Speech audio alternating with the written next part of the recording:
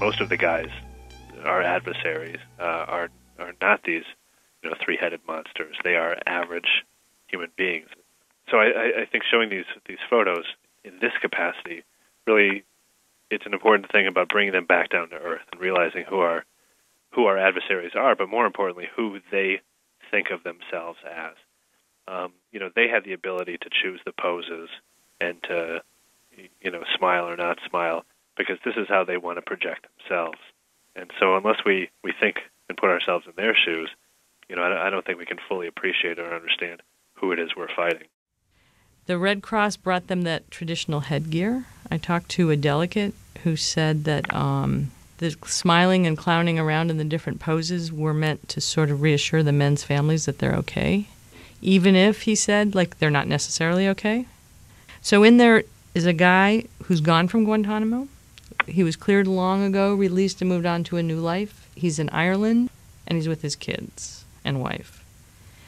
There's a Saudi man. He's holding up a photo of his children. The Red Cross brought him the pictures of his kids.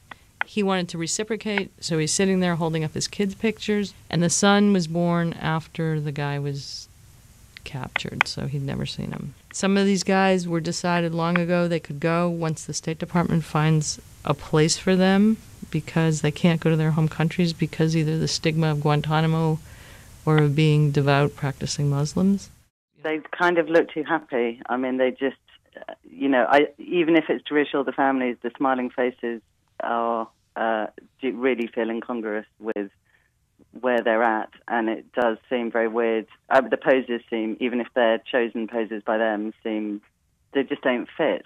You don't have any sense of where they are or the conditions they're held under or the day-to-day life they have at all from those pictures.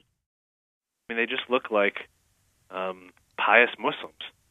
And I think that's the hard part, is you can't really distinguish between who the mass murderer killers are and who the wrong place, wrong time guys are.